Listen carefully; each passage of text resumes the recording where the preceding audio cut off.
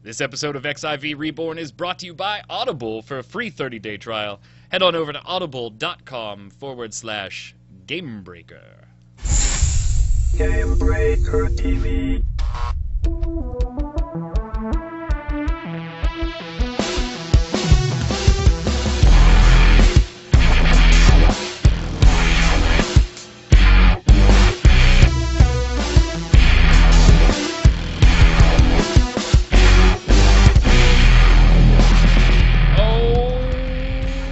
Yes, it is good to be back, especially when we get it right on the second take for the intro there. Welcome to XIV Reborn, your video podcast on GameBreaker.tv for all things Final Fantasy XIV, a Realm Reborn related. I am your host, Mike Byrne, aka Magic Man, and joining me, as he always did before, and he did in our Ninja episode that we posted a week or so ago, Mr. Happy Michael Cobaromo. How are you? I'm doing pretty good after this weekend. Pretty good. It was a busy weekend. A good kind of busy. Yeah, a very good kind of busy. Lots of stuff going on. There's one thing in here in particular that I can't wait to just see your reaction to it. If I had to guess, might it be... If you had to guess, you shouldn't, because when we get to it, I'll make sure you know. Don't want to spoil the show. All right. We won't spoil it. Chat is already calling it Mike and Mike Reborn. Pretty sure there's another show called Mike and Mike already. So M&M's. there we go. If we get Mike B and Shaftnet to come and do the show with us, it'll be Mike and Mike and Mike and Mike. So M cubed. M Cube, the Final Fantasy XIV Reborn show. All right, gang, let's get right to it. We've got lots of stuff to cover. We had Tokyo Fanfest, in particular the keynote speech. We're going to cover that. We got Live Letter 19. We've got all kinds of good community stuff going on. Let's kind of just start off. I think the good place to start off is day one, Tokyo Fanfest, in particular the keynote, because that's honestly where we heard most of the information. The Live Letter got into details of some of the things, but the keynote pretty much was like, well, here's all the shit you've been waiting for 2 months.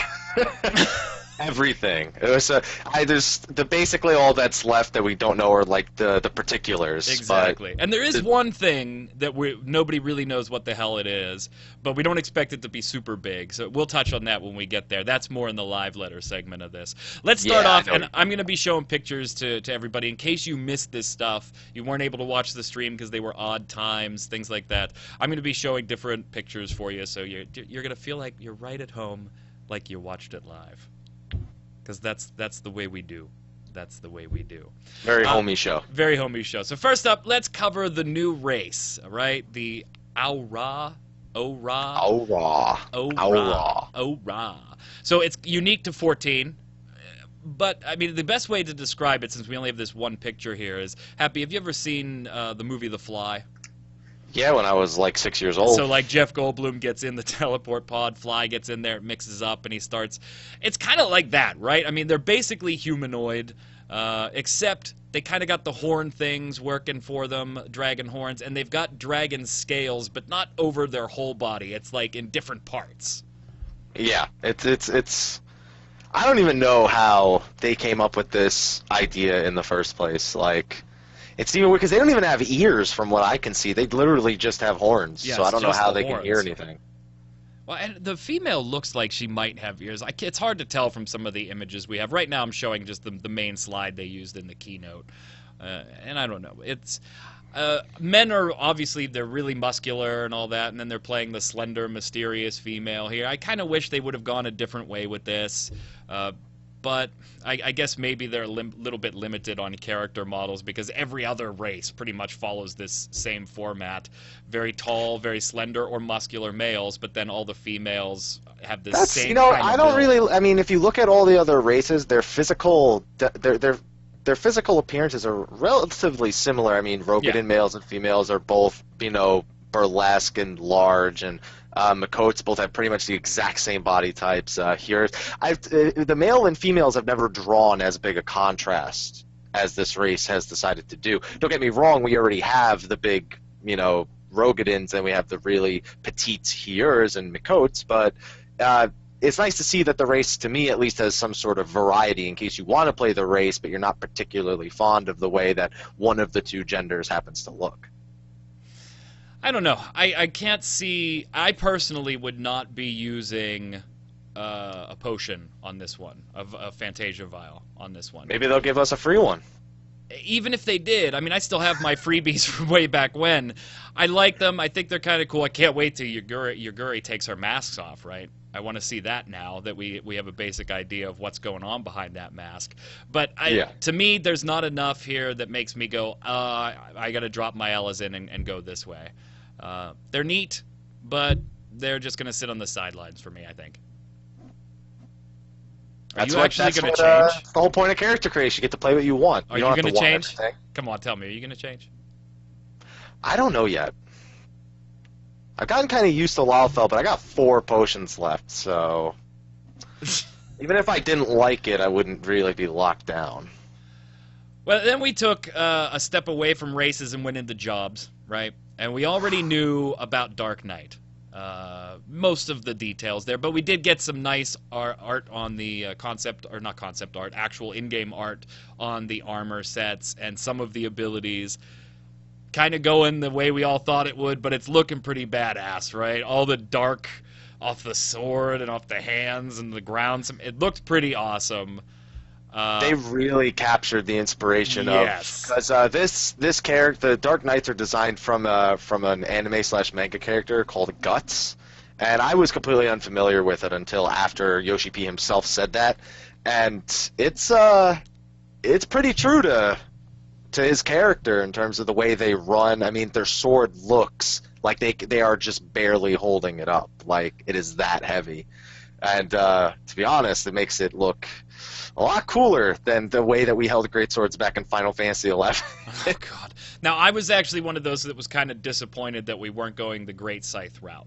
I liked that kind of iconic scythe image from Final Fantasy XI, and I know that's really the only game that was an icon in, but I still liked that, and I was kind of disappointed that we were going with the great swords, but after seeing this, I'm okay with it. It does look really, really cool. Really cool. Honestly, I think that would just look corny as hell with a scythe, just with the way this game does animation specifically. Yeah. I mean, it looked like he was hacking wheat down. There's a few cool ones in 11, but the majority of them are literally like you're using it as a farming instrument, just just hacking some wheat down.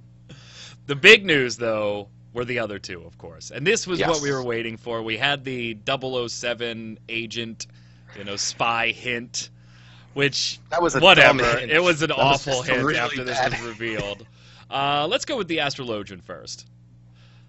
This is going to be our healing class. We already had speculated on last week's show that since we got a tank, we were going to get a DPS. We kind of thought the gun base was going to be a ranged DPS. It was. We'll get to that in a second. And then that left healer. And you and I have talked behind the scenes, and as well as everybody else, all speculating what this healer could be, what could it be. And we were kind of leaning towards a chemist, maybe, and some other... Geomancer, so many things it could have been. And then, boom, Astrologian. I was just like, all right, that's the new job, all right. So, first off, their weapon is going to be a star globe. Yeah, that globe, I think they might change Arcanist's class icon, because Arcanist's class icon is actually a star globe, which is very confusing. It's very, very confusing. I think they might want to change that. But it looks cool. I mean, it's definitely unique and new. I've never seen a weapon like it. So then they channel the power of the stars to heal and support their party. These are actually mentioned in the story at some point, too. They actually tease this without anybody even knowing it. There's a point where where Ishgard mentions their astrologians, and you never look twice at it because you're just thinking, oh, they're people looking at the sky. That's their word for astronomers and whatever. Yeah, and they even have their own little city in Korthus. So it was like it's like it's been in front of us, but no one would have ever expected this job. So here's the wrinkle, though. So you get the Astrologian, you get the star globe, and you kind of think, okay, so white mage with a globe? I mean, White Mage does its thing. Then you've got your Scholar Healer that they've got their little summon buddies. So there's different aspects of what they do. What's going to make this one a little different than those two healing options? And so let's show you the divining deck. So you get a deck of cards in addition to your Star Globe, and I'm showing some of the cards there. Feel free to speculate what the hell they mean. They've got fantastic art on them, and a little bit of text on the bottom in some type of script. But who knows? They kind of remind me, and I'm sure they do you too, of the Corsair cards that were used in Final Fantasy XI. I hope to God that if this is going to be a healer position, that there's no RNG elements in these cards like the Corsair. Well, Corsair's RNG element was the dice. The cards were always a static thing. It was just ice shot, light shot, all the different shots had their different effects. And I'm curious what this divining deck is actually going to bring. Do you think this is more the support abilities that Yoshi P mentioned? Yeah, I think that at its heart, Astrologian is just going to have a ton of different healing abilities, and that the majority of your support is going to come from this deck. The question is, well, how is that different? How is it different from just being another ability on your bar? How does it work? There's got to be some sort of unique system with it. I mean, otherwise it is just another healer.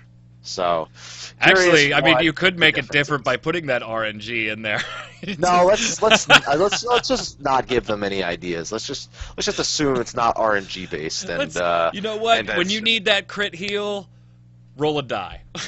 See if you can get that. I almost imagine it even being kind of like Aether Flows, but you don't actually have an ability to do them. Your deck just kind of loads over time, and then you can activate certain abilities on it. I don't know. I got nothing, man. I kind of see the cards as the supports, the buffs, the things like that, and then the hot bar being exclusively your heals and stuff. But that does what we kind of started off with here.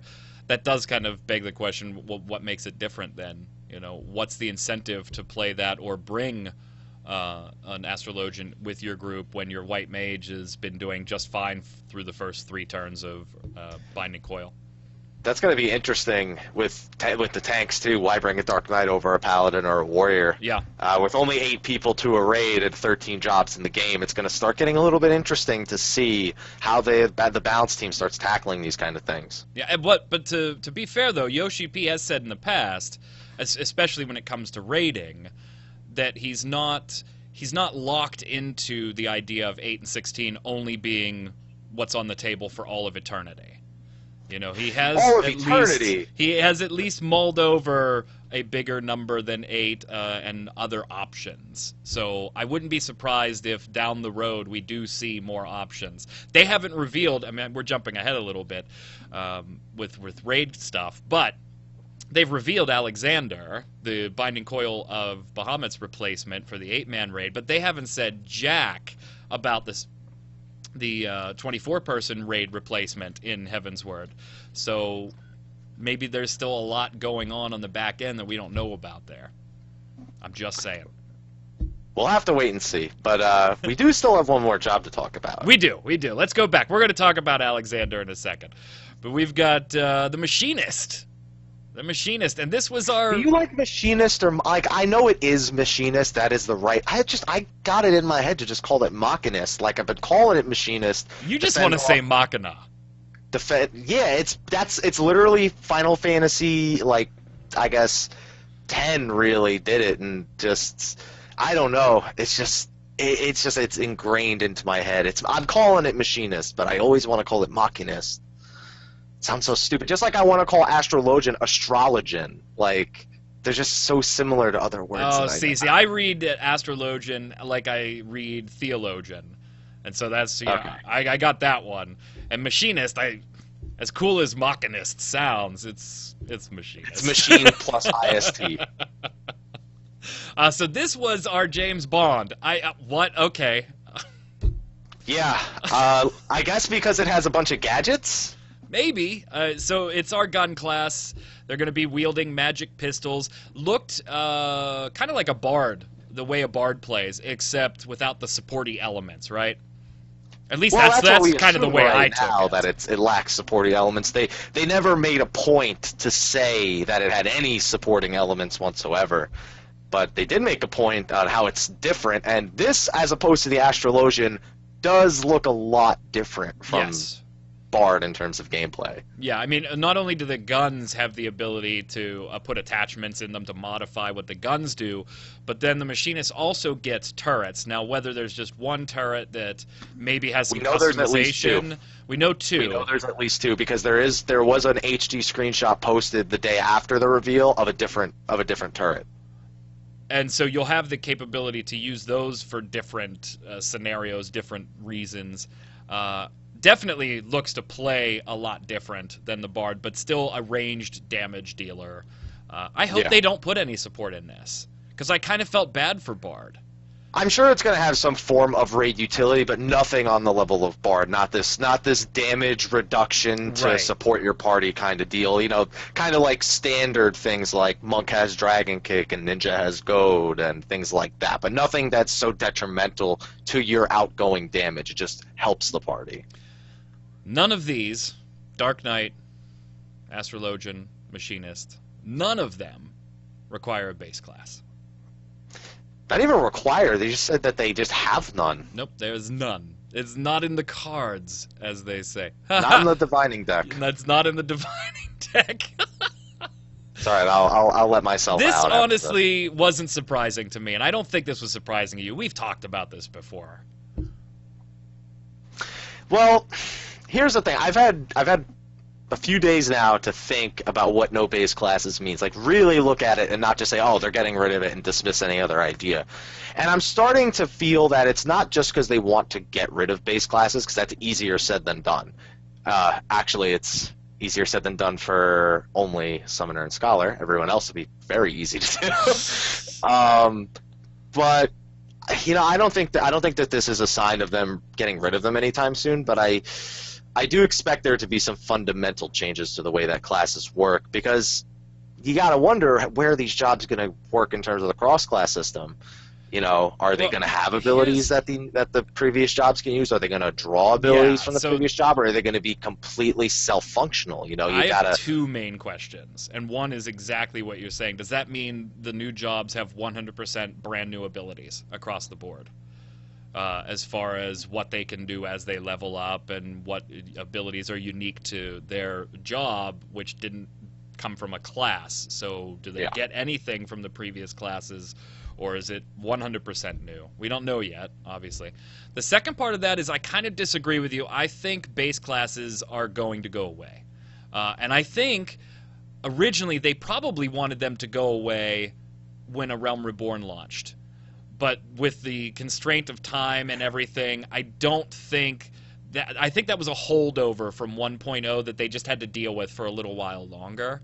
At least that's the feeling that I'm getting, especially seeing, hey, we're going to launch 3 brand new jobs. Not a single one of them cares what your beginning classes are. That just tells me that we know that the first expansion, Heaven's Word, was already in the works before Realm Reborn launched. Yoshi P had said that as many... 4 years. They have everything planned 4 years in advance currently. Right, which means even before a Realm Reborn launched, they were talking about what classes would be there and already had the idea in their head, jobs were going to be there, no base classes. So to me, that tells me long-term, those base classes at some point are going to go away. We might see the original 9 stay.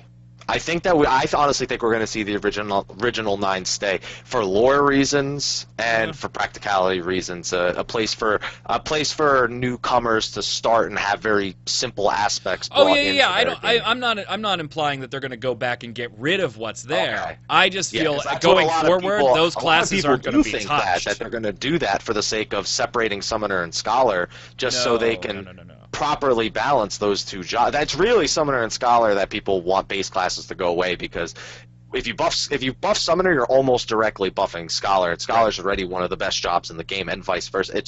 It's just created a serious balance issue for that job and for those jobs, and a lot of people think that this means they will just get rid of them altogether. No, I don't think they're don't going think away because that takes off a substantial portion of the newcomer experience. And learning how to play the game. And for crying out loud, you're basically talking about if you took those classes away, you'd have to rework your entire 1 through 30 game. You'd have to and the armory system. Yeah. So I don't think what's there is going to go away anytime soon. I just think in the future we're not going to be touching these anymore as far as new jobs that come down the road. And chat's asking, well, why do Rogue and Ninja then? I think that again was already in the works on 1.0, and so was just carried into 2.0, finished, and now moving forward we're in exclusively 2.0 territory. I think that it's to round out the cities, to be honest. I mean, oh, really?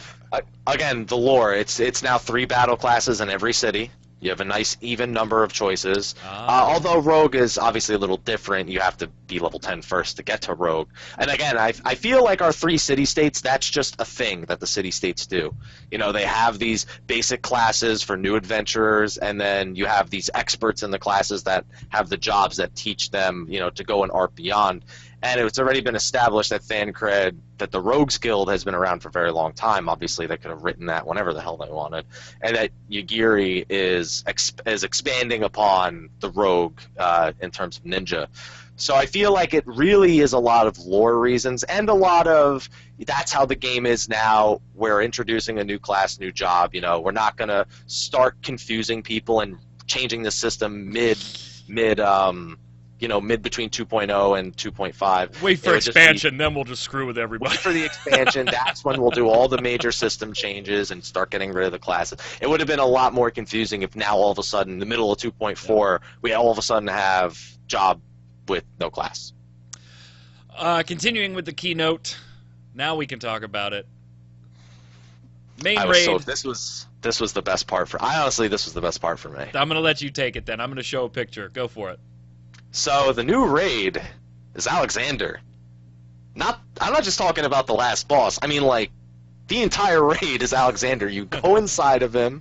He's the Goblin Primal, which caught me way off guard, and they just summoned him into a castle, and now we have to go inside of him to stop him.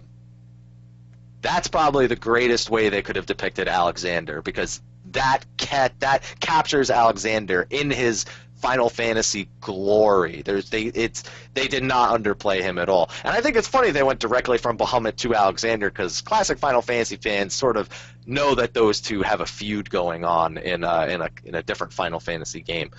I don't know what you thought about this as a Final Fantasy fan, but I was in love with the idea. I was a big fan of this when it was announced because of I worried that at some point, just being Alexander, that we were going to see Alexander in the game at some point, right? And I knew it was coming. I didn't know when, and I was really worried that if it came as just a primal battle, yeah, I would appreciate the nod, but I would kind of be disappointed because Alexander has always been a bigger spectacle than a creature that is right in front of you. It was always very grand.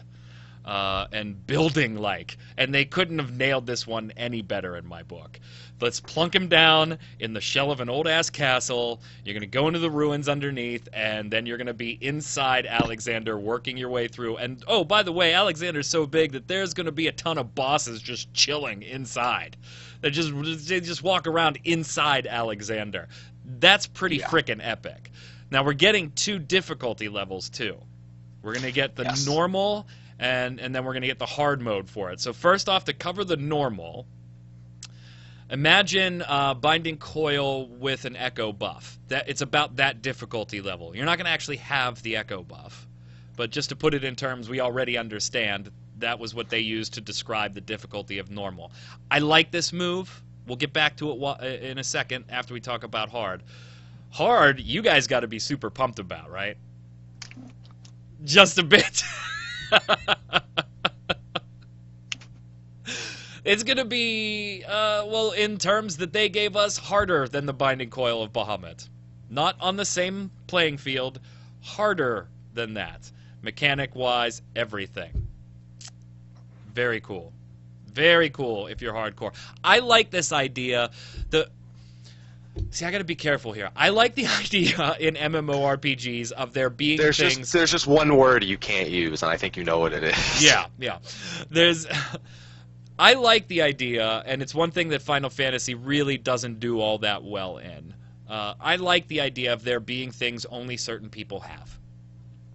Whether that's that epic piece of nothing but cosmetic gear that somebody can glamour on something and you immediately can see when they run through Revenant's Toll that oh, that's the dude that did this.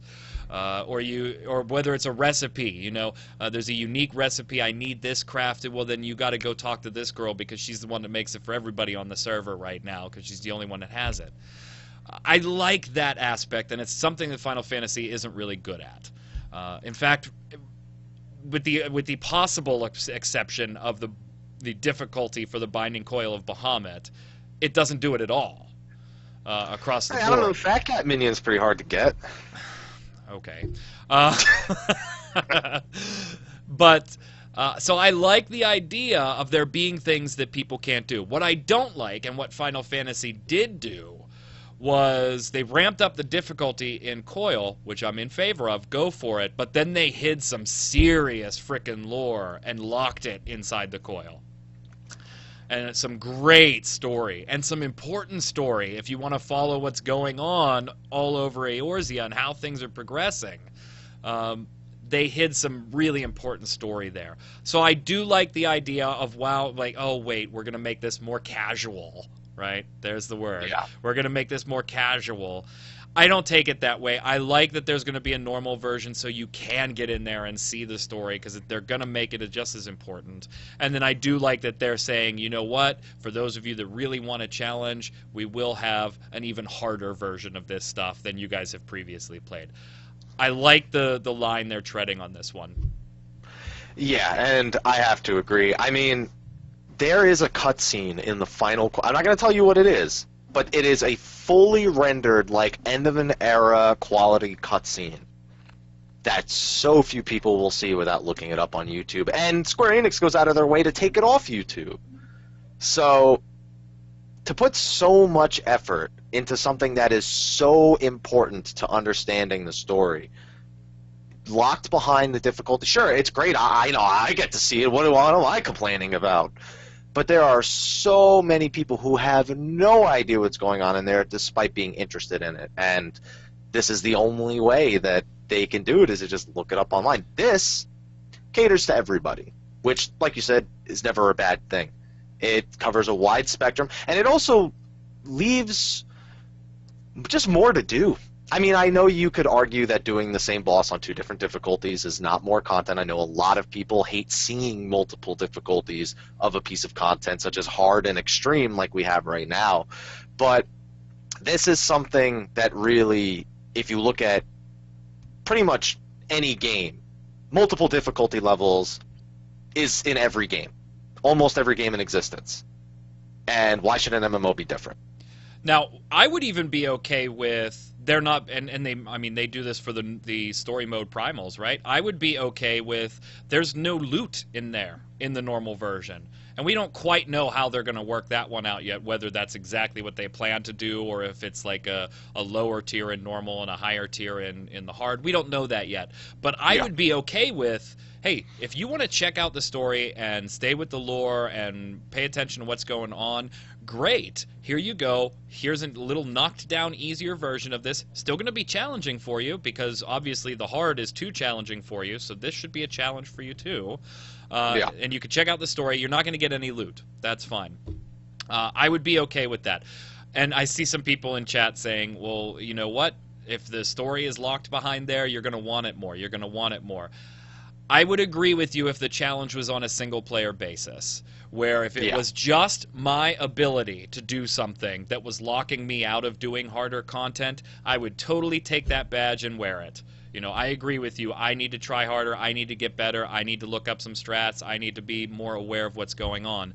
But if you're talking about lore, not content, lore being locked behind a wall that also depends on you having to know other people, play with other people, have a free company that's active, have enough players that are good enough to do it.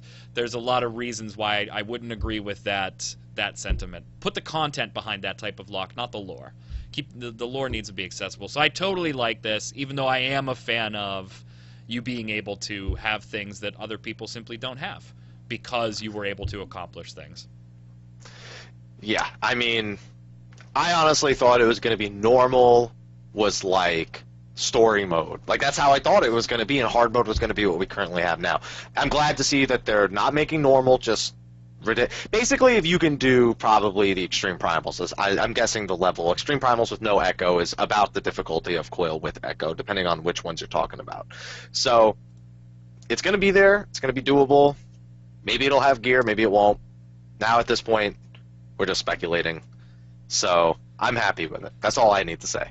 Speaking of lockouts and loot, there is no lockout for Alexander, by the way. You will not have to have cleared the binding coil as far as being able to access Alexander. Yeah, I was gonna say you need to clarify there. I'm not talking about the loot in Alexander. Not talking about the loot in Alexander. We're talking about just being able to go into Alexander. Thank you. That would have been bad. There's no barrier for entry. Yes, How about that? No barrier for entry is a much better way to say it. You don't have to clear binding coil to be able to access Alexander. So that's pretty cool. A couple small pieces, and then we'll move on to the live letter. We got to look at the collector's edition for Heaven's Word. Which I'm buying. Big ass box. Oh yeah. Big ass box. And yes, chat, the guy on the left did lose a lot of weight. Thank you. You're the guy on the left. Now I know because I don't have it up. So we got the statue. We're getting a dragon statue of the mount that we're going to be able to get in game. So that's cool. We're getting a griffin mount. I didn't like this. I didn't like the griffin mount. You know, I have to say, griffins all look the same. Like, you know, a griffin in mythology is always going to look like that. But the specific art style, it does not look like it fits in Final Fantasy XIV. Yeah, to me, it's ridiculously maybe it's World of it's Warcraft. in DX11 and everything we have now is DX9. I don't know. Maybe it won't look like that when we finally get it. But I want to see griffins in the wildlife before I really judge how much this fits in Heaven's Word. Well, I think we would have to, right? I mean, they've already talked about a lot of this takes place on floating continents, and so you have to believe that some of the animal life would have evolved wings to be able to survive in this area. So it makes sense. Other than the dragons. Other than the dragons, right. So, yeah, and there's always been griffins in Final Fantasy, so it's not a big stretch to imagine them in there. Shit, we used to kill them all the time in 11. Remember those days? Yeah, those things, okay, those looked a little different. I'll say that much. I don't think those had wings. To me, though, I don't like the model and the coloring and the art style in particular. It screams World of Warcraft as soon as you look at it. It looks like the World of Warcraft loading screen with the griffin. It really does. So I don't like that. But a Kane minion, hell yes. That's that alone, I would buy the collector's set. You know me and minions, and they're giving me Kane. They're giving me Kane. You would buy the physical one just for the Kane. That's what confuses me. You wouldn't even buy the digital one, which is all you need. I'm a box baby. You know how this is. You know how this works. I do know how this works. At least, hopefully, Heaven's Word's good enough where you don't have to destroy it in the end. Cecil hat? Hey, I never destroyed mine. That was Gary Gannon throwing his around. Well, don't let Gary get a hold of your Heaven's Word box. Right. I like the Cecil helm. Little nods to Final Fantasy IV here, especially with Dark Knight obviously being the main drag or the main thing going into this. But the Kane minion totally freaking does it for me. Whew, I'm so pumped. So stupid. Listen, this thing's going to be expensive. Do you think $100? Because I'm thinking maybe not this time around. No. I'm thinking maybe not this time around. That box is huge. The box is huge, and it's got a friggin' sculpture. Every collector's edition I've seen with a sculpture, and it's anywhere from $150 to $200. Well, no, Elder Scrolls Online, I have that collector set. That was what? That was $100, wasn't it, gang? Chat, somebody tell me, because I seem to remember that being $100. Yeah, well, the sculpture cost $99 and the game cost $1. That's how I put it. Shots fired. Shots fired. I'm thinking probably around the 130, 150 mark. When it's all said and done. They said, but you got to remember, it also has the art book, and they said there's more that they haven't revealed yet. Yeah. And I'm assuming that means maybe a soundtrack, the art book, the sculpture, the mount. Did the, you the order minion, your the From Astral to that's a Umbral, lot by the of way? stuff. Did you order That's a your lot From of Astral to Umbral soundtrack, by the way? No, I did not. And but I've heard it. I've heard it all, but I haven't heard the secret track. I know what it is, but I haven't heard it yet. Yeah.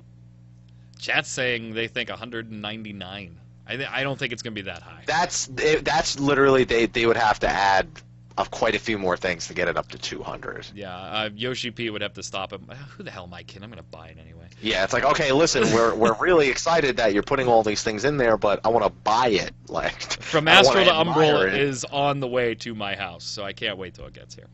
You Speaking know of what password music, is? I do. Okay. Speaking of music, Nobuo Uematsu, one of my favorite composers, will return to do the Heaven's Word theme song. We kind of assumed that he would after doing Answers for 2.0. Yeah, that's not really up Soken's alley, No, if you ask me. no, something a little slower this time around though, and more piano based. So, looking forward to it. That pretty much wraps up. I mean, there were some other things out of the FanFest, but nothing really big, right? It was the keynote and the live letter, and then we really didn't have announcements like we did in some of the other panels in both North America and London.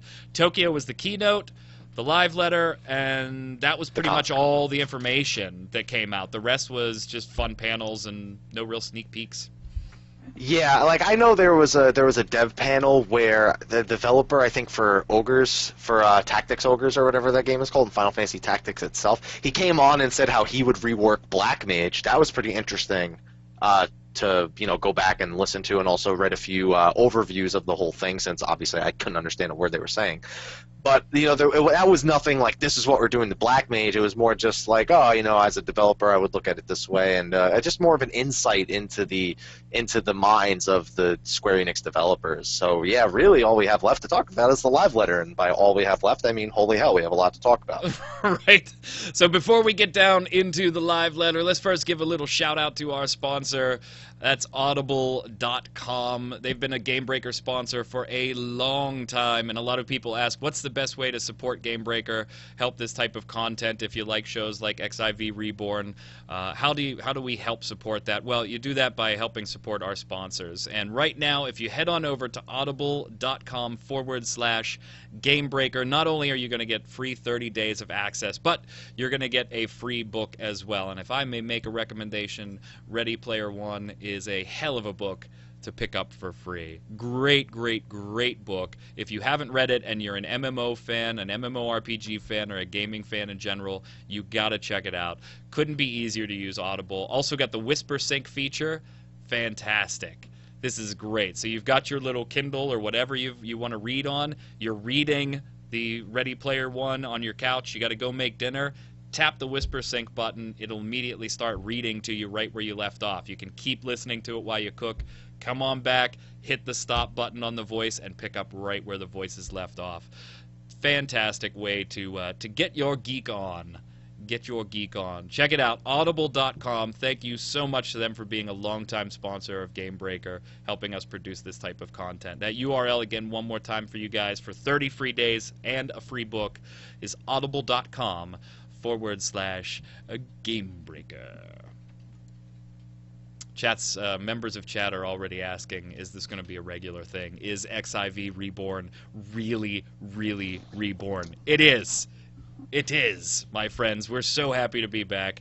Mike and whoever else. We're going to bring other people in occasionally to have some guest hosts and some variety. But we are happy to be back talking about Final Fantasy XIV and doing all that thing. There won't be a show next week just because of the holidays in between, the whole Christmas, New Year's thing. But there you go. After that, once we get into the New Year's, yes, it is a regular thing every Monday, 7 p.m. Eastern, right here, twitch.tv/game. The day you hate the most, that's the day we decided to cheer you up. Yes. Yes, that's why we did it. It had nothing to do with personal scheduling for all the hosts and everybody. We put that all aside. We put it all aside and said, people hate Monday. How can we make their Monday just a little bit better? Exactly. Perfect. All right, let's move on. We've got Live Letter 19 to talk about. title Before the Fall. First off, before we get into it, did you like it? Do you not like it? How you feel about just the title? I want to know what it means, so they did it. If they reveal it to me and I'm like, I gotta know, then yeah, they did a pretty good job. Yeah, because Defenders of Eorzea that one fell flat for me. I didn't like that one. What was the Shiva one? Especially in Defenders of Eorzea, we got front lines. We were killing each other. It didn't make any sense. That's the opposite of Defend. Dreams of Ice, loved that name, even though we knew exactly what it was referencing at the time. Let me show the Before the Fall slide. Here we go. So this is going to be broken into 2 parts, but not. It's kind of weird the way they're doing this. 2.5 is going to be Before the Fall Part 1, and Yoshi P was pretty specific. He didn't want people to think of it as a 2-part patch. He just wanted you to think of it as, here's Part 1 of the story, and here's Part 2 of the story. Think about it more along those lines. So we're going to get Before the Fall Part 1 as patch 2.5. Then we're going to get patch 2.51, and Happy and I are going to break down what's in each of these as we go here. But 2.51 will not be Part 2. No. Plan on Part 2 being like the 2.55 or the 2.58, whatever they end up, giving it as far as the naming conventions go. So I've got up on the list. We'll kind of take these one at a time here and add our feedback. Part 1 contents include the first part of patch 2.5 story arc leading us into the expansion. I don't think we really have to comment on that. We don't know anything about where the story is going to go at this point. And we're going to have a part 2 on top of it anyway in 2 patches later. So it makes sense that the story be there. But your boy Hildebrand... Yeah, oh, did you see? Oh, it's in the. I think it's in my hamper right now. Shirt? I got a Hildebrand shirt for Christmas. Nice. It's in French, but I think that makes it better. Almost makes him look more. Makes him look more legit. I gotta say. So here's the thing. Chat is pointing out, and this is something that I've read too, but we can get into a little speculation, I guess. Behind the Fall image shows a goblet, and the goblet is Ul'dah. And Ul'dah, as we know currently in the storyline, is in a bit of a shambles right now. And is about to lose some leadership. And we'll just leave it at that for people that may have not... If you haven't finished the story, for God's sake, go finish the damn story. Because you're running out of time. But it's in shambles right now, so Before the Fall of Ul'dah, maybe? Yeah, I mean... It almost seems like it's meant to be like a really dark... Like, I feel like someone's gonna die. Like, it's a really dark title. It makes me think much worse things are gonna... Because the Fall isn't... I lean more towards an assassination, personally. Maybe. I think we're gonna see a pretty prolific character that's been in things up until this point assassinated. Yeah. I don't want to go any further than that because if I explain what, it's going to spoil anybody that hasn't finished the story. Let's move on. Forget it. Hildebrand, and I love this. To be concluded? Get the hell out of here. Question mark? That's not going to be concluded. Nope. Not with a question mark at the end like that. And Yoshi P's always said it's one of those things that Hildebrand's one of those things. As long as the fans want him, we'll keep doing it. Yeah, and I may be in the minority here, but most of the fans want him. I don't like or dislike the Hildebrand stuff. I'll go and I'll do it because it unlocks things, and it's, okay, fine, it's kind of funny. But if it went away, I wouldn't be all that sad. If it continued, I wouldn't be sad either. But I think I'm in the minority there. I think most people are Hildebrand happy. We're pro-Hildebrand. They're pro-Hildebrand. New dungeons. Now, if you didn't watch our last show, which we, in quotes, call it the Ninja Show, obviously a play on words there with ninja and the whole class and everything, but it was a show we recorded behind the scenes and then threw it up on YouTube and just said, hey, see what happens. Here we go. We're coming back. Let's see if people watch this stuff. We talked about the dungeons a lot, so let's keep this brief. Just in case somebody missed the last Ninja episode, Keeper of the Lake is the new one. You're really pumped about that. The music that we saw kicked ass. Kicked ass. I gotta say, all 3 dungeons, the best And for me to say, I love a lot of the music. Lost City of Amtapor and Pharaoh Sirius were two of my favorite themes. But the remix of Amtapor Keep Hard Mode, which is one of the three, the remix of Wanderer's Palace Hard Mode, and then Keeper, all three of them were phenomenal. We're getting Demon Wall back. And he's going to be 4 times scarier. Getting Demon Wall back in Amtapor Keep Hard Mode. 4 times scarier. That's got to be a Bees reference, don't you think? No, I think At we're going to first have I 4 thought- demon walls. See, at first I thought that'd be kind of cool with 4 Demon Walls, because they did say you can't get knocked off. Yeah. Okay, so then what's the alternative? Being smushed, right? Being smushed by the 4 walls. Yeah. But then the part that makes me kind of anxious about that is the camera. The what? Your camera, your player camera. When you have 4 walls closing in like that. So go do turn 2. Listen, if we could deal with turn 2, we'll be all right, okay? Turn 2 is terrible on the camera. I love it. I mean, what they showed us of that demon wall, though, is he was in the distance, and it looked like you were locked within this circle, and that the demon wall was, you saw one demon wall in the distance. I feel like that you're going to be locked in that little area, and the demon walls are going to come at you doing whatever. I really think it's 4 demon walls. They said 4 times scarier like 10 times. They're like, 4 times. Yeah. Get it? Scarier. Like, they said it over and over. Which was a much better hint than James Bond. Yeah, I guess. One of the other things we did talk about on the last episode that we put up was some of the older dungeons and why we've been waiting for a hard mode. Kind of surprising to hear that we may not ever see a hard mode for some of those Cutter's Cry and original dungeons.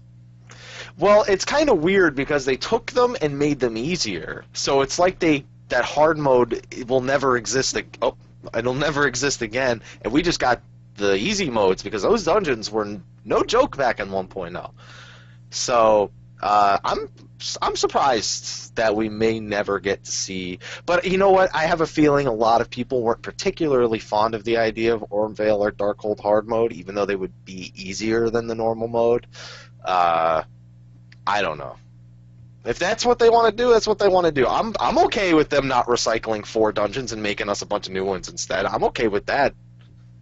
I would have liked to have seen hard modes for these. Except for Cutter's Cry. I don't like Cutter's Cry. So yeah, I guess fine. I'll take it. The 4 dungeons that are left, nobody was that excited. Everyone always had at least half of them is like, no, I don't want that. The tower, Crystal Tower, finishes up with World of Darkness. The World of Darkness. And you know what? While we talk about this, I'm going to treat the viewers to some video here. Because if you didn't see this, unfortunately, I'm not going to be able to play the music, or you won't be able to hear us. But I'm going to treat you to some I don't video. think they want to, honestly. The World of Darkness had great music, too. So here's the deal. Obviously, we know that this probably is going to finish with Cloud of Darkness, just like the Crystal Tower in Final Fantasy III.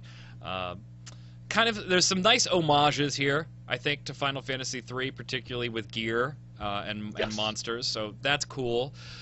Speaking of gear, the loot lockouts are going to be changing, and this is something I thought they should have done ages ago. Break it down.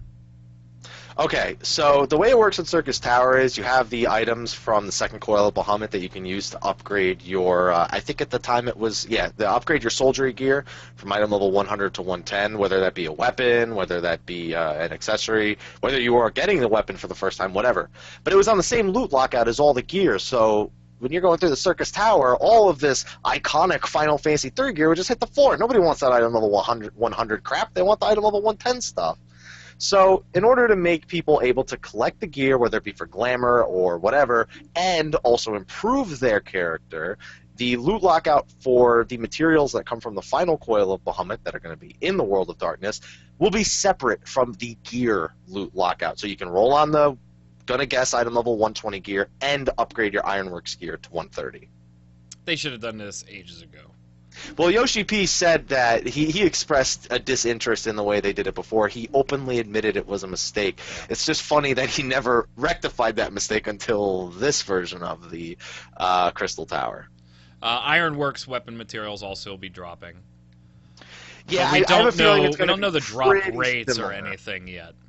I see. The thing is, it's right before the expansion, so I think Yeah. they might include one of each in the entire thing right off the bat, as opposed to holding off on the carbon twines. But they'll be there, and you'll be able to upgrade your gear. This was something. The next thing in World of Darkness is something I got really, really excited about when I initially saw it. But then, and I'm still excited about it. Don't get me wrong. I know where this is going. But I read this in a different way when it came across. So new crafting items are being added for weapon construction as drops in World of Darkness. And what it actually means is that there's going to be crafting materials that can be harvested in World of Darkness that will be used to make other special weapons. What I wanted this to be, and what I originally read it to be, was that there would be patterns dropping, specific weapon patterns that would be dropping, and that new crafting items or recipes were going to be available. And then I had to reread the translation a couple of times. It was like, oh, that's disappointing, because that's one aspect that I really wish Final Fantasy XIV would do, and I don't think at this point I'm not holding out any more hope for it. I did initially, but I just think there's something so cool about, and right now we have that.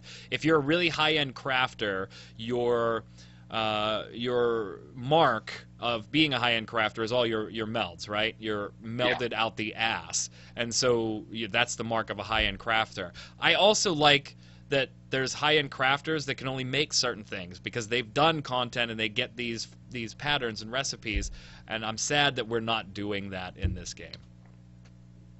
And you know what? They have made it possible already in the game, is the weird thing. They have, because the way that you learn new recipes as you're improving your mastercraft is through books. Yeah. So it's there, and it can be done. It's just, will they ever do it? And the answer is not yet, maybe not ever. Nope. You want to speculate on the ending of this one a little bit? We save the world. No, because it's going to spoil. I mean, yeah, it's been out for like 6 months now, but it will spoil the end of the Circus Tower a little bit. We're going to kill the Cloud of Darkness, and everything's going to be all honky-dory, and the Crystal Tower will be locked away forever. Go watch the end of Final Fantasy III. All right. Pretty much. Moving on. Earth's Font, the Odin Battle from Fanfest is coming into the game. We expected this. But what they don't show on this slide is multiple difficulties. They just say it's being added. Yeah. This is a bit weird. Yeah, I mean, maybe it's just because the slide was so jam-packed, they didn't feel like adding 2 words to it. But classically, they've always said hard and extreme whenever they've introduced a new one. And in the past, they have said that there will be an extreme version of Earth's Fount. There will be one equivalent to the Fan Festival and one beyond that. And I'm willing to believe Earth's Fount is going to be part of the main story, not a side quest. But they just don't mention it. So here's to hoping it's not just the Fan Festival battle, and we do get a more challenging version of the Odin fight.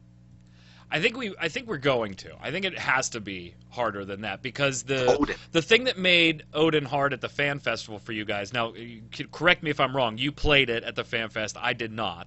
Yes. I didn't make it out there. So, but from watching the streams, the thing that made it hard was the people not knowing about a particular mechanic. And once that was figured out, people started beating it with relative ease. I don't think they could just take that and drop that in the game now and expect that to be some piece of interesting content, because anybody who watched any of the streams knows what mechanic to look for now. I've got a guide for it. Yeah, so I think they've got to mix this one up a little bit. Yeah, I think they will. I don't even think we need to speculate, really. I just think they didn't put it in the slide, and if anything, maybe it'll only be a harder version, and we just won't have the easy version. Oh, it's definitely going to be. They'll do that either, because they're totally against doing things like that. So I think we'll have 2 difficulties. Yeah. Revenge of Gilgamesh. We're going to get to fight the 8-armed version, something we've wanted for 2 patches now. I was excited. We've wanted it way longer than that. Are you kidding me? Well, we were willing to deal with the 2-armed version for a little while. Here's a question I have for you, though. I'm going to pull this slide up again real quick. Maybe real quick. I've got much media pumped into XSplit right now for today's show that it hates going to the media scene. check it out. So this is the Before the Fall Part 1 slide. We've got Hildebrand called out second in the left column and Revenge of Gilgamesh called out first in the right column. They've called them out separately. Now, up until this point, Gilgamesh has been ingrained in the Hildebrand storyline stuff. So where are we going from here, do you think, that pulls this out into its own item worthy to be called out separate from your boy Hildy? I think that at some point in the Hildebrand quest line, Gilgamesh is going to reach out to you and challenge you again. And it's going to then go and off and be its own thing. It's hard to describe because this actually isn't the first time they've done this. When they called out... the first time they called out Gilgamesh, they revealed Hildebrand. They, in I think it was 2.2, that they showed him. They said, okay, we're adding more story for him. And then at the end of the trailer, they showed the battle at the big bridge. Right. So to me, it's not the first time they've called them out separately. But at the same time, it's difficult to say. I don't think this is going to be a super difficult, extreme version of the fight. Yoshi P has said it will not be a quote-unquote extreme Gilgamesh, that it will just be the 8-armed fight. So I think that it's still going to be within the Hildebrand quest line. I just think that for the sake of showing us that on top of story there is going to be another battle sequence, that they called them out separately. Yeah, and this is going to be another one of those casual pieces of content like the 2-arm fight where, the first time you go in, you're probably going to kill it. I don't think that they're...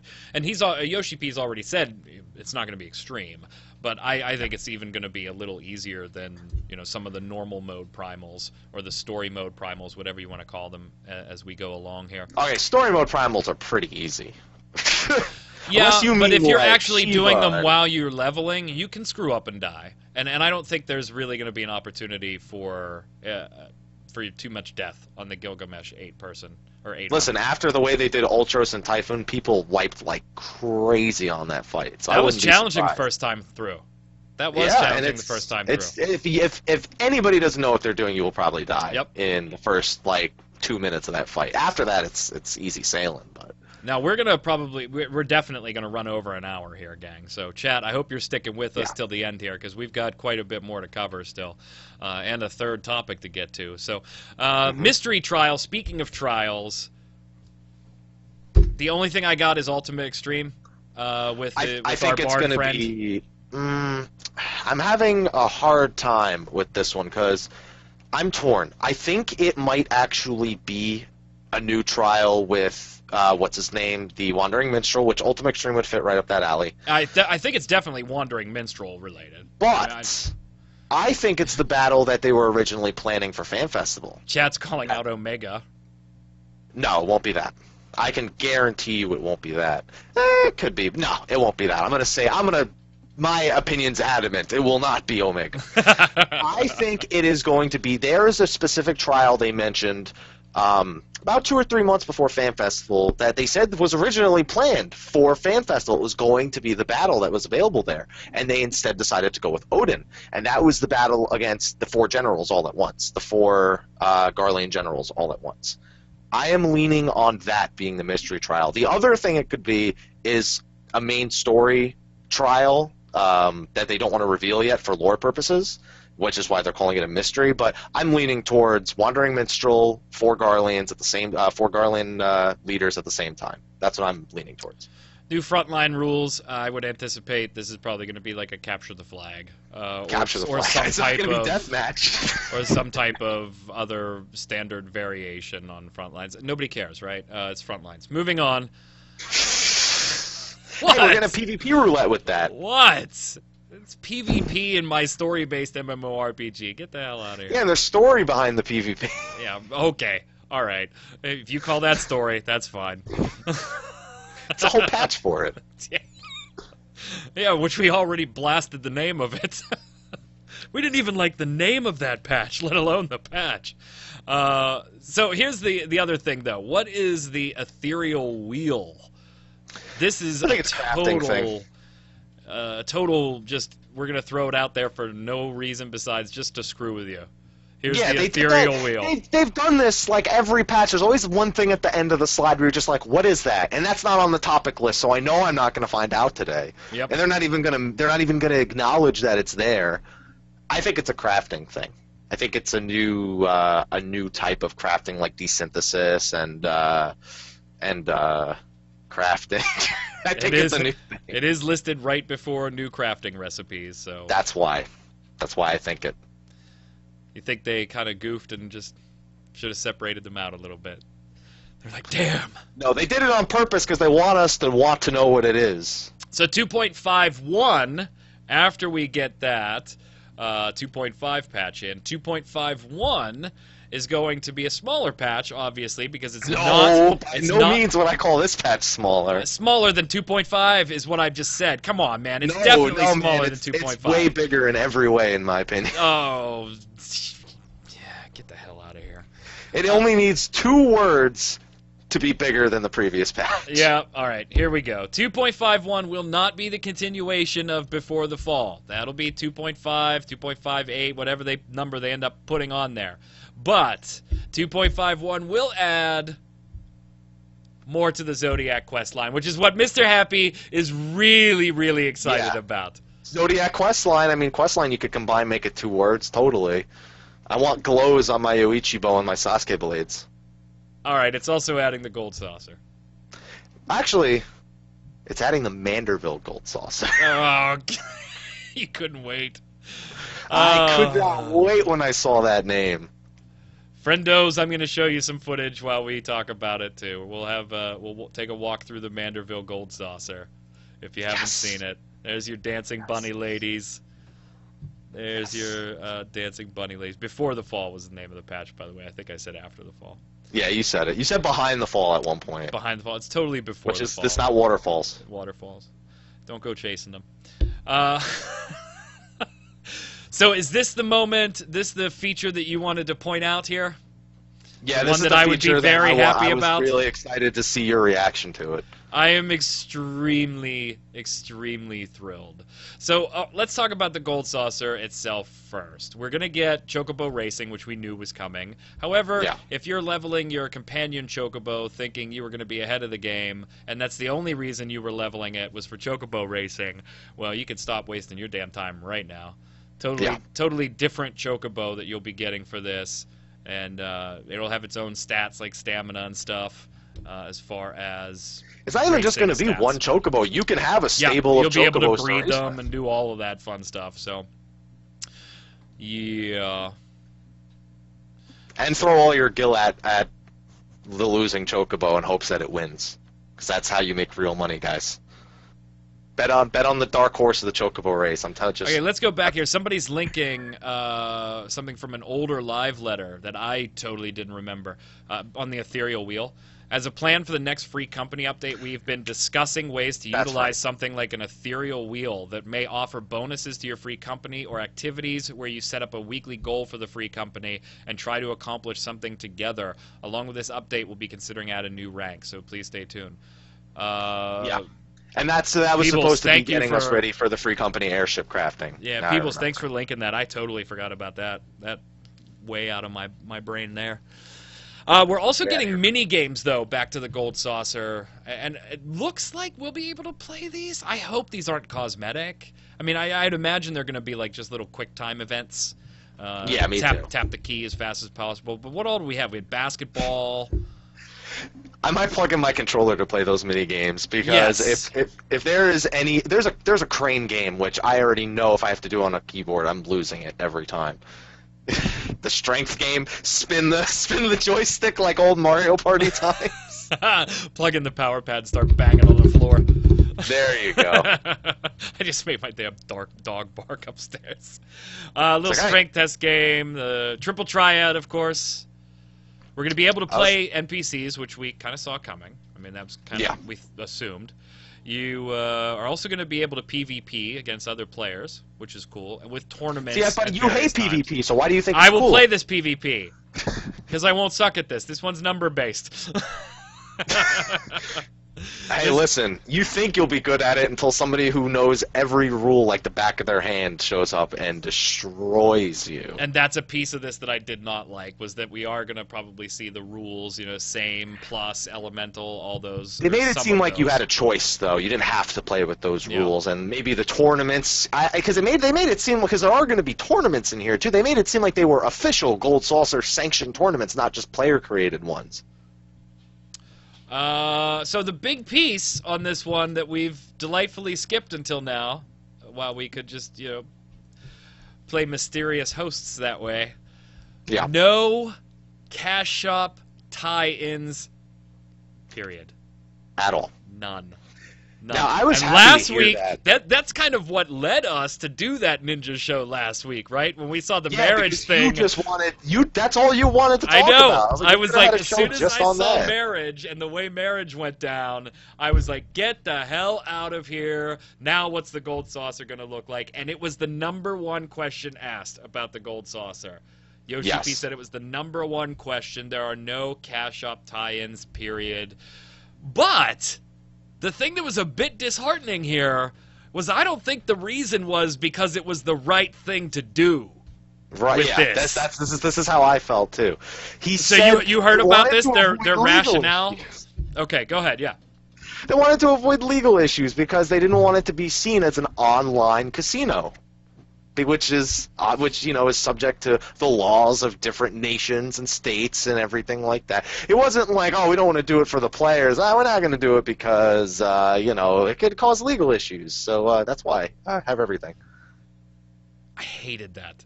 I hated that. I was like, even if that was your reasoning, don't say it. Just don't talk about your reasoning for the decision. Just let us know. Just like he said it. He was like, absolutely not. And at first I was like, yes.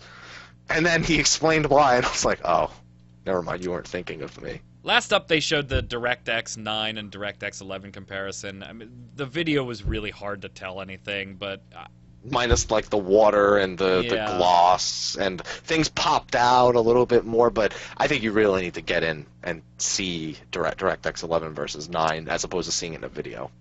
Yeah. By the way, on the Triple Triad, there's gonna be about 80 cards to start with. That's pretty good. Somebody told me Hearthstone had 70 cards at launch, and if Hearthstone had 70, I think Triple Triad having 80 is pretty good.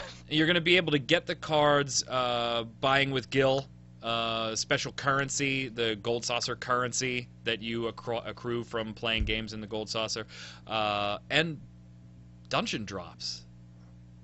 Well, they said battle content specifically. We assumed it was dungeon drops because they're probably not going to lock it behind coil. But battle content could mean anything. That could mean treasure maps. That could mean it's not going to guild has. That could really mean anything. Yep. So that's it. DirectX 11 coming in the Heavensward expansion. So it was kind of weird to show that in conjunction with talking about 2.5. But for those that were confused, that will be in the expansion. Go ahead, Happy. So we forgot one thing. Go ahead. We skipped over it a little bit. And it's actually Before the Fall Part 2. There's one thing in particular that we need to talk about with Before the Fall Part 2. Oh, no, we're not done yet. Yeah. Okay, well, I'm just looking at We're wrapping up the 2.1. I just put it in the wrong order. I didn't miss it. Just making sure. So most likely this will be patch 2.55, 2.58, something like that. It'll be whatever. That's when we're going to get part 2 of the Before the Fall, which is going to include the final story arc that leads up into the Heavensward expansion. So we'll close off everything and open up whatever Heavensward is going to bring. And that includes the Battle of Ishgard. And I know, Happy, you got speculation all over this one. Yeah, and it's specifically because of something Yoshi P said when he unveiled the Heavensward trailer, the teaser. He said not all of that content is Heavensward. Not everything you saw there was Heavensward related. That a good portion of it was actually 2.5 related. And nothing seemed more 2.5 related than a bunch of dragoons gathering against an army of dragons in the sky. I think it's going to be an instance. I think it's going to be another 8-man instance like Castra Meridianum and the Praetorium. That's what I think it's going to be. I agree. And that it's going to be the last quest of the story arc, pretty much. It's killing me when you're reading all this cool stuff and you're like, God, It's Spring of 2015 I is have to still wait like for 6 months away. Well, I mean, you know what I like though? At least this is, this will only be about 6 to 8 weeks probably before the expansion itself launches. So it's coming at a pretty good time. Well, and you and I talked about on last episode that even both of our different play styles, the release schedule for Final Fantasy XIV accommodates both of those very nicely. It gives you the free time to go and play something else because you've zerged the content in a month, and it's 2 months till the next patch, and it gives me the 3 months to bebop between games and never really be behind. So kudos to them enjoying it. Favorite... And not making us wait 14 months before the expansion. right. Good old Siege of Orgrimmar. Shots fired number 2. Gold Saucer, your favorite, if I'm taking a guess? Just because it's got the Manderville name on it? I've never seen anything in an MMO that's quite like the Gold Saucer. I mean, usually in an MMO, there's 2 things that entertain you. You have raids or PvP. Now, they are working on PvP, but it is absolutely not a focal point of the game. I think it's fair to say that it is barely even noticed. The raiding is good, but again, not something everybody could get into. This is a piece of content that doesn't get phased out over time, other than players' interests weaning on it. So it is something that will always be there. It is something that will always have a dedicated player base, and it will still be expanded upon patch by patch. So... Chad is pointing out that spring is in 3 months. I know spring starts at the end of March. You're not going to see. We have one more patch to go. You're not going to see Heaven's Word until the very end of frickin' spring. It's going to be. Yeah. I'm thinking mid-June, mid to late June on this one. Well, summer starts June 21st, right? Yeah, so that's why I think you're going to see it right. So the last Tuesday before June 21st. Yep. But yeah, I mean, having a card game is great. Chocobo racing. It's great. The mini games are probably going to wean people's interest real quick. That'll probably last like 3-4 days tops, depending on how much you need to do them for the Gold Saucer points, because some of the rewards in there are looking to be pretty nice. All right, we're way over an hour. Thank you for sticking with us, chat, hanging out, and giving us some good tips as we go along on some things that Happy and I might have missed or forgot. Before we part ways today, we'll take a second here to be serious. Happy and I do a lot of joking, a lot of bullshitting back and forth, a lot of speculating and stuff. But in the end, we're only talking about video games. It's not important in the grand scheme of things. There's a ton of ugly out there in the world. We all know that. And even in our own little corner of the world with gaming, we've certainly seen ugly over the last couple of months on various social issues. And Ty, many of you may know Ty, particularly from Final Fantasy XI, which is where I know the name Ty. I'm not friends or personal friends, never met him or played with him, but knew the name.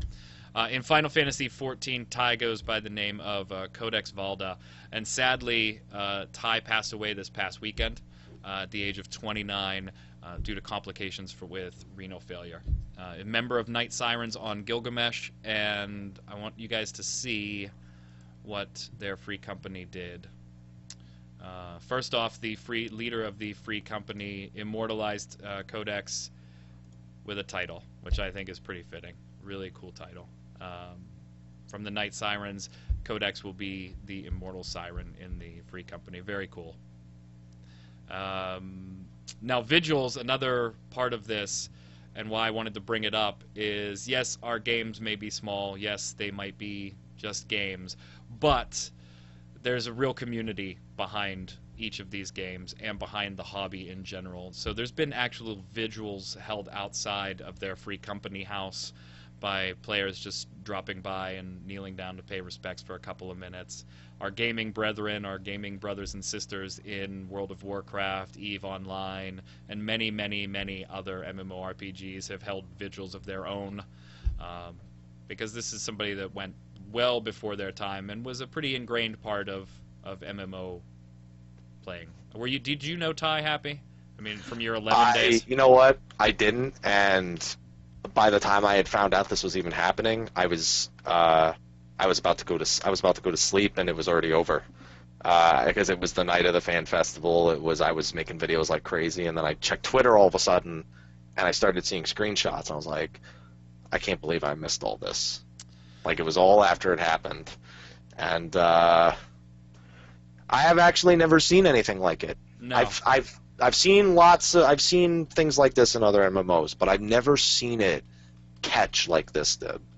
Yeah, and it's just important to kind of take a minute and realize in the end we're talking about a video game here, and there's a person behind each of these characters here. So whether it's that shitty tank that you're about to vote kick out of your group, you know, there's a person behind there. So just take a minute. That's all. That's all we're asking. And so we'll be dedicating this episode of XIV Reborn to Codex. So before we can sign off here, Mr. Happy, it's good to be back, brother. It is good to be back. It is good to be back. You have yourself a happy holiday, a happy new year. We'll talk to do the first show in 2015. Chat, love you all. Thanks for coming and hanging out with us. We hope you'll join us every week starting 2 Mondays from now at 7 p.m. Eastern Time. Happy, where can all of our friends follow you, sir? We have Twitter at Mr. Happy1227, Facebook Mr. Happy1227, and YouTube Xehanort1227 because YouTube won't let me change the name. Fantastic. I'm Mike Byrne, a.k.a. Magic Man. You can follow me on Twitter at MagicMan1. That's MAGICKMANN1. Chat, you're awesome. Until next time, stay safe. We'll see you on the servers.